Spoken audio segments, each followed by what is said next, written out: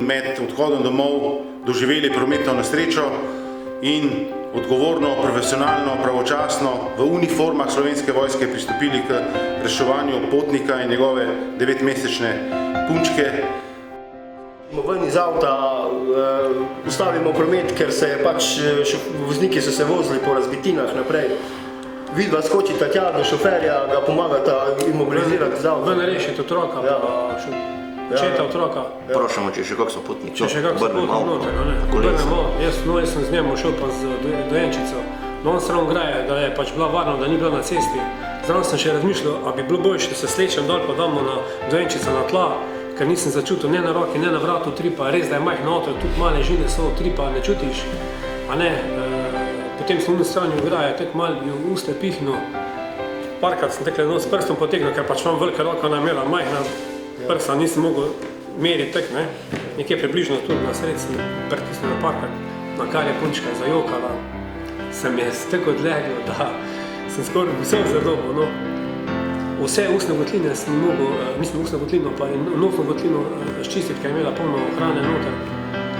Smo naredili eno stvar, ko vem, da bi jo naredil vsak, to ni problema, vem, da bi jo naredil vsak. Vem, da v Slovenski vojski je še nešteto takih ljudi, ko smo mi trije. Pač je situacija zdaj nanesla, da smo mi trije tisti. Urimo se pa vsi za take postopke. To se pravi, da je Slovenska vojska prava destinacija za ljudi, ko bi radi obvladali veščine, ko ti pridejo prav v civilno življenje. Mi smo imeli cel teden poudarka točno na teh veščinah, ko ti pridejo prav v kritični situaciji. Stvari, ko jih v civilnem življenju ne uriš, v vojski jih pa uriš in to je tista stvar, ko tehta vsa odrekanja, da lahko pomagaš v nesreči, ni važno, kakšna nesreča je, ker postopki so isti. Poveljniki so se trudili z nami, mi smo jih poslušali in to smo zdaj sam prelili v prakso.